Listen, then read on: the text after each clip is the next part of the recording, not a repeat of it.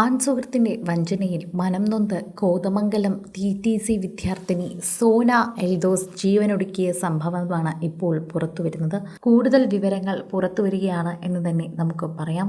പെൺകുട്ടിയുടെ കുടുംബത്തിന്റെ പരാതിയിലാണ് റമീസിനെ കോതമംഗലം പോലീസ് അറസ്റ്റ് ചെയ്തത്.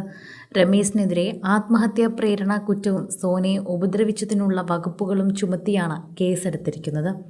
പരാതിയുമായി തന്നെ ഇപ്പോൾ രംഗത്തെത്തുന്നുണ്ട്. മരിച്ച സോന എൽദോസിൻ്റെ അമ്മയാണ് പോലീസിൽ പരാതിയുമായി എത്തുന്നത്. 23 വയസ്സായിരുന്നു സോനയുടെ പ്രായം. നെടുമ്പാശ്ശേരി വിമാനത്താവളത്തിലെ താൽക്കാലിക ജീവനക്കാരനാണ് റമീസ്.